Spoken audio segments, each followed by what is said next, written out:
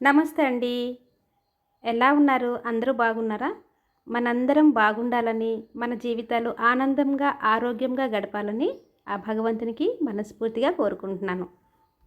తులసమ్మ దగ్గర దీపం పెట్టుకున్నానండి. ఇక్కడ పూజ అయిపోయింది. ఇంట్లో పూజ కూడా అయిపోయింది.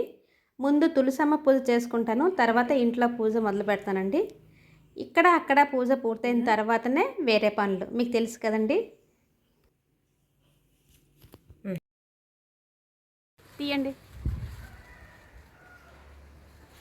ఆ పెద్ద పండే. పెద్ద పండు తీయండి. పడింది.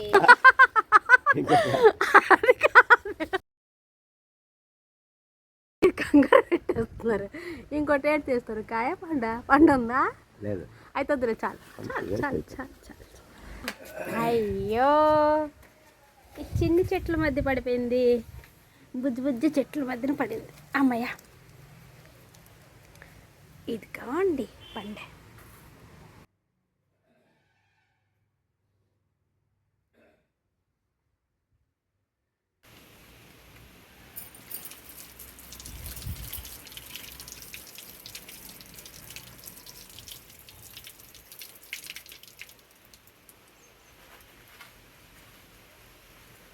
చెట్లో ఒక పండు ఉంది, ఆ పండు తీయండి అని మా ఆయన చెప్పారండి. ఆయన ఆ పండు తీసి పక్కనున్న కాయలు కూడా తీయడానికి రెడీ అయిపోతున్నారు చూడండి. ఎందుకంటే మళ్ళీ కాయలు 2 రోజుల తర్వాత ఎలాగా పళ్ళు అవుతాయి కదా, మళ్ళీ అప్పుడు తీయమని చెప్తాను. అదేదో ఇప్పుడే తీసేస్తారా అంటున్నారు. ఎలాగో మొక్కల దగ్గరికి వచ్చాను కదా, అన్ని మొక్కలు ఒకసారి మీకు చూపిస్తాను చూడండి. నాకు ఎన్నిసార్లు చూసినా ఇంకా ఇంకా చూడాలనిపిస్తుంటాయండి ఈ పువ్వులకి. మరి నాలాంటి పిచ్చి మీకు ఎవరికైనా ఉంటుందేమో అని నేను ఇంకా మళ్ళీ చూపిస్తున్నాను. ఇదిగోండి, ఇవి చిన్న చిన్న మొక్కలండి, నిండగా పువ్వులు వస్తున్నాయి. లాస్ట్ ఇయర్ నేను ఈవినింగ్ వాకింగ్ వెళ్ళేటప్పుడు అలాగా ఒక ఇంటి ముందు ఈ మొక్కలు ఉన్నాయండి, చూశాను.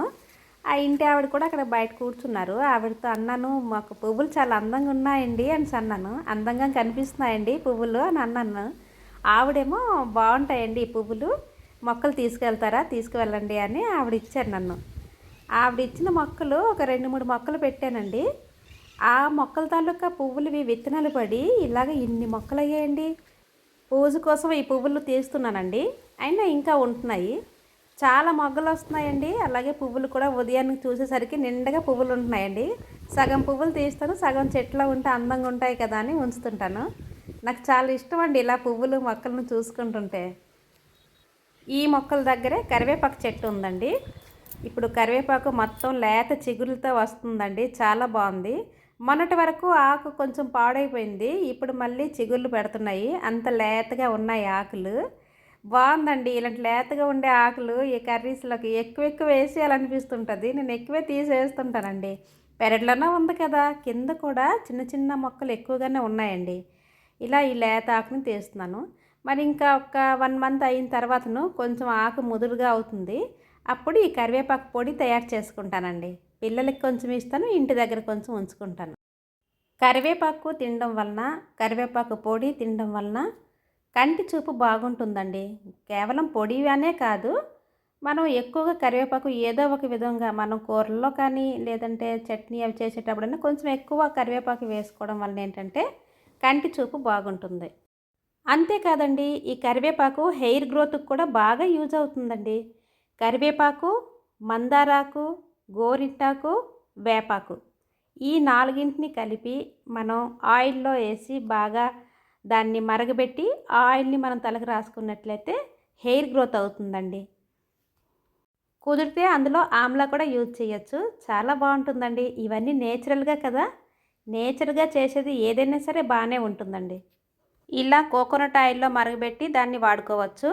ఇంకో విధంగా ఏంటంటే కరివేపాకు, మందారాకు, గోరింటాకు, వేపాకు, ఈ 4 ఆకుల్ని పేస్ట్ చేసి హెడ్ బాత్ చేసే ముందు ఒక 1 అవర్ వరకు దీన్ని అప్లై చేసి ఉంచాలండి. తర్వాత హెడ్ బాత్ చేసుకుంటే చాలా బాగుంటుందండి.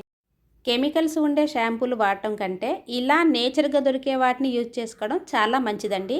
హెయిర్ గ్రోత్ అవుతుంది, సైడ్ ఎఫెక్ట్స్ అయితే రానే రావు. ఇంకా ఇది మా బచ్చనాకు చెట్టు అండి. ఈ బచ్చనాకులు నేను పప్పులో వేసుకుంటుంటాను. మునగాకు కూడా వేస్తుంటానండి. పెరట్లో ఉండే ఆకులు ఎక్కువగా వాడుతుంటాను. బచ్చనాకులు, మునగాకు, పుదీనా ఇలాంటివన్నీ యూజ్ చేసుకుంటుంటానండి. ఇంకా ఈ మొక్క గురించైతే ఇంకా మీకు చెప్పనవసరమే లేదు. కాగడాలు తీస్తూనే ఉంటాను కదండీ పువ్వులు. చిట్టి తల్లి చిన్ని మొక్క అయినా సరే ఎన్ని పువ్వులు ఇస్తుందో. ప్రతిరోజు నిండుగా పూస్తుంటాయండి. దేవుడి పూజకి అవుతున్నాయి, నాకు పెట్టుకోవడానికి కూడా సరిపోతున్నాయి. చాలా ఎక్కువ పువ్వులు పూస్తుందండి. ఇది ఒక్క మొక్క ఉంటే చాలండి, వేరు మొక్కలు బోల్డ్ వస్తుంటాయండి. నేను ఒక చిన్న మొక్కను తీసుకొచ్చాను. ఆ వేరు మొక్కలైతే ఎక్కడ చూసినా కాగడాలు వేరు మొక్కలు లేచిపోతున్నాయండి. మొక్కలన్నీ ఏం చేసుకుంటామండి, అందుకే చాలా వరకు మొక్కలు తీసేసాను. ఎవరు లేని వాళ్ళకి ఇచ్చుకుంటే వాళ్ళైనా హ్యాపీగా ఫీల్ అవుతారు కదా అని. అదండి, ఇదిగోండి ఇవి చిన్న చిన్ని కనకంబరాలు, చిన్న మొక్కలేనండి. మా మునుగు చెట్టు అండి, కాయలు కాస్తున్నాయి. ఈ మధ్య చెట్టు కొంచెం పెద్దగా అవుతున్నట్టు అనిపిస్తుంది. కట్ చేయించేద్దామా అని మా వారితో అంటున్నాను, కానీ ఆయన ఇంకేం అనట్లేదండి. ఎందుకో మునగ చెట్టుని కట్ చేయడం ఆయనకి ఇష్టం లేదనుకుంటాను. మునగ కాయల కంటే ఆకుల్లోనే ఎక్కువగా కాల్షియం ఉంటుందండి. నేను ఆకు ఎక్కువగా యూజ్ చేస్తుంటాను, పప్పుల్లో వేస్తుంటాను. ఇంకా లేత ఆకు అయితే ఆకు ఫ్రై కూడా చేస్తుంటానండి. ఇంకో విషయం ఏంటంటే కరివేపాకు అండ్ మునగాకు ఈ రెండు కలిపి నేను పౌడర్గా తయారు చేసుకుంటానండి. కరివేపాకు విడిగా కూడా చేస్తాను, కరివేపాకు మునగాకు కలిపి కూడా పౌడర్ చేస్తుంటాను. ఇవి తమలపాకులండి. ఈ పాదు కూడా నాకు చాలా యూజ్ అవుతుంది. ఏ పూజలు వచ్చినా కానీ ముందు పెరట్లోకి వచ్చి 2 ఆకులు తెంపేస్తుంటాను.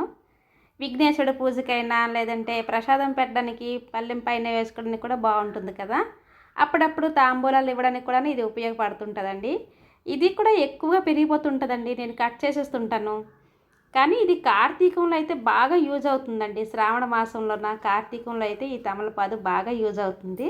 ఇక్కడ ఒక దగ్గరే కాదండి, చాలా ప్లేసుల్లో నవ్వుతుంటుంది, నేను తీస్తుంటాను, అది అవుతూనే ఉంటుంటుంది. బాగా యూజ్ అవుతుందండి నాకు ఈ తమలపాకులు పాదు. ఇలాంటిది ఒకటి పెట్టుకోండి, మీరు కూడా ఉపయోగపడుతుంది. ఈ మనీ ప్లాంట్ కూడా సేమ్ తమలపాకుల్లాగేనండి.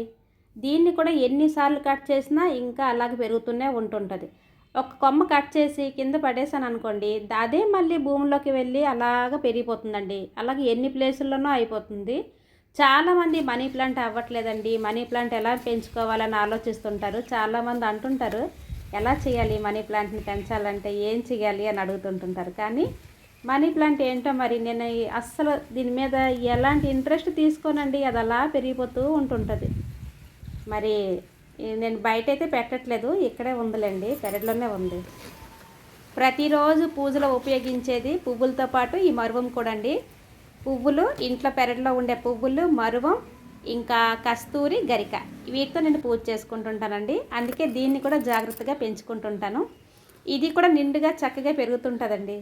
ఇంతేనండి ఈరోజు వీడియో. మా మొక్కల్ని చూశారు కదా, మరి మీకు ఎలాంటి మొక్కలంటే ఇష్టమో కామెంట్స్లో పెట్టండి, తప్పకుండా పెట్టండి.